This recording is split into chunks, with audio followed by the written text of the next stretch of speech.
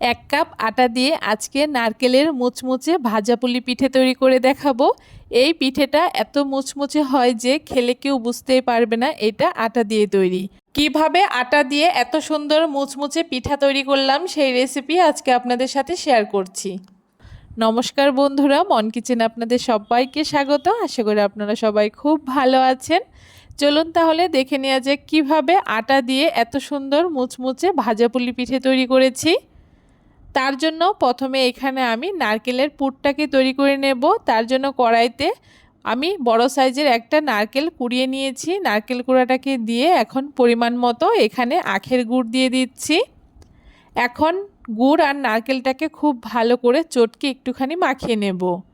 এইভাবে করে নারকেলের সাথে গুড়টা যদি একটু মাখিয়ে দেওয়া হয় তাহলে কিন্তু পুরটা বেশ সুন্দর হয়।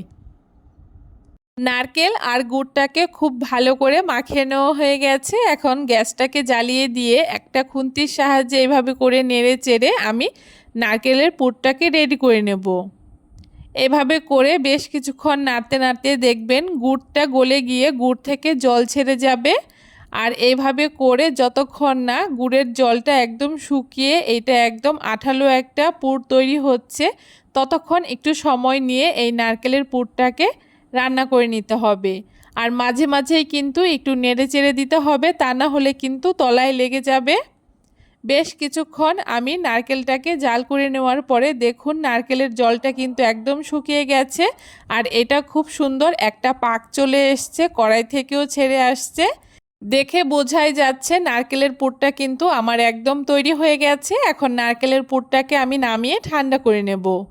নারকেলের পুরটা ওইদিকে ঠান্ডা হতে থাক, এইদিকে উনানে আবারও একটা কড়াই বসিয়ে দিয়ে একটা বাটি মেপে আমি 3 বাটি জল দিয়ে দিচ্ছি। আর তার সাথে এখানে স্বাদ মতো হাফ চামচ নুন দিয়ে দিচ্ছি। আর বড় চামচের 1 চামচ সাদা তেল দিয়ে দিচ্ছি। এখন সব কিছু একসাথে খুব ভালো করে মিশিয়ে নিচ্ছি। আর জলটা যতক্ষণ না বলক আসছে ততক্ষণ একটুখানি অপেক্ষা করব। দেখুন জলটা কিন্তু খুব সুন্দর বলক চলে এসছে। এখন যেই বাটি মেপে আমি 3 বাটি জল ব্যবহার করেছি সেই একই বাটির আমি 2 বাটি এখানে আটা দিয়ে দিচ্ছি। উনানের আঁচটাকে একদম লোতে রেখে এখন খুন্তি দিয়ে খুব ভালো করে নাড়িয়ে চাড়িয়ে একটা ডো তৈরি করে নেব। প্রয়োজন হলে আপনাদের ডোটা যদি একটু নরম হয় সেক্ষেত্রে আরও কিছুটা আটা এখানে ব্যবহার করতে পারেন। নেড়ে চেড়ে খুব ভালো করে দেখুন ডোটা কিন্তু আমার খুব সুন্দর তৈরি হয়ে গেছে। এখন ডোটাকে আমি নামিয়ে ঠান্ডা করে নেব আর তারপরে হাত দিয়ে খুব ভালো করে মাখিয়ে নেব। আটার ডোটা ওইদিকে ঠান্ডা হতে থাক আর এইদিকে দেখুন নারকেলের পুরটা কিন্তু ঠান্ডা হয়ে গেছে। এখন অল্প অল্প করে আমি নারকেলের পুর নিয়ে হাতের সাহায্যে ঠিক এই রকম করে লম্বা লম্বা করে তৈরি করে নিচ্ছি। এতে কিন্তু পিঠেগুলো তৈরি করতে খুব সহজ হবে, খুব তাড়াতাড়ি তৈরি হয়ে যাবে। এইভাবে করে সবগুলো নারকেল থেকে আমি এভাবে লম্বা লম্বা করে বানিয়ে নিচ্ছি। এইদিকে আটার ডোটাও কিন্তু ঠান্ডা হয়ে গেছে। হালকা গরম থাকা অবস্থায় এখন হাত দিয়ে খুব ভালো করে চটকে মাখিয়ে নিচ্ছি। আর দেখুন কত সুন্দর সফট একটা ডো তৈরি হয়েছে। এইভাবে করে আটাটাকে খুব ভালো করে বেশ কিছুক্ষণ মাখিয়ে নিয়েছি। এখন এইখান থেকে আমি ছোট ছোট করে লেচি নিয়ে নিচ্ছি। আর তারপরে হাতের সাহায্যে এইভাবে করে গোল্লা পাকিয়ে এখন এই গোল্লাটাকে আমি রুটির মতো পাতলা করে বেলে নেব।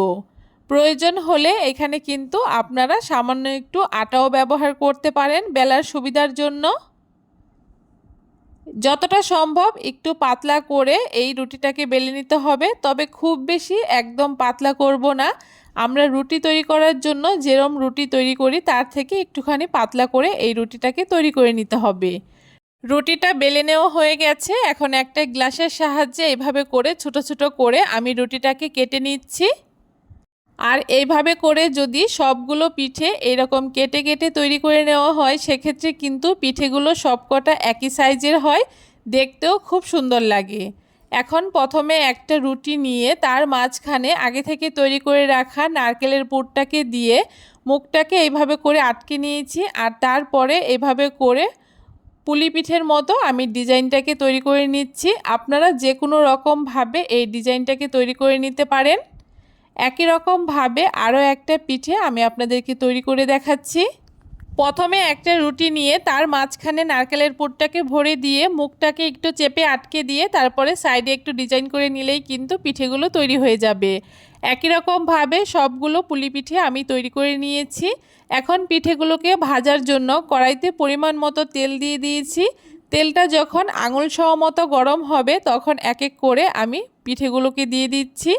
আর উনানের আঁচটাকে একদম মিডিয়াম টু লোতে রেখে এই পিঠেগুলোকে একটু সময় নিয়ে ভাজতে হবে, তাহলে এই পিঠেগুলো কিন্তু একদম মুচমুচে আর কুরকুরে হবে। পিঠেগুলো কড়াইতে দেওয়ার পরে কোনো রকমভাবেই কিন্তু নাড়ানো যাবে না যতক্ষণ না পিঠের মধ্যে হালকা একটা কালার চলে আসছে। যখন হালকা একটা কালার চলে আসবে তখন এইভাবে করে একটা চামচের সাহায্যে উল্টে পাল্টে একটুখানি নেড়েচেড়ে দিতে হবে। এভাবে করে একটু সময় নিয়ে পিঠেগুলো যতক্ষণ না ঠিক এরকম একটা লালচে কালার চলে আসছে ততক্ষণ কিন্তু পিঠেগুলোকে ভেজে নিতে হবে। আর দেখুন পিঠেগুলো আমার একদম লাল লাল করে ভেজে নেওয়া হয়ে গেছে। এখন খুব ভালো করে তেল ঝরিয়ে পিঠেগুলোকে তুলে নিয়েছি। আর একই রকমভাবে সবগুলো পিঠা এখানে আমি ভেজে নিয়েছি। আর পিঠাগুলো দেখতে কত সুন্দর হয়েছে দেখে নিশ্চয়ই বুঝতে পারছেন। আর পিঠেগুলো কত সুন্দর মুচমুচে হয়েছে, আমি একটা পিঠে আপনাদেরকে ভেঙেও দেখাচ্ছি। এই পিঠেটা এত সুন্দর হয় খেতে যে একবার না বানিয়ে খেলে বিশ্বাসই করবেন না। আর আটা দিয়ে তৈরি এই মুচমুচে পিঠেটা অবশ্যই একবার বাড়িতে বানিয়ে দেখবেন, আশা করি আপনাদের খুব ভালো লাগবে। কেমন লাগলো আজকের রেসিপি অবশ্যই কমেন্ট করে জানাতে ভুলবেন না। ভিডিওটা ভালো লাগলে সবার সাথে শেয়ার করে চ্যানেলটাকে সাবস্ক্রাইব করবেন।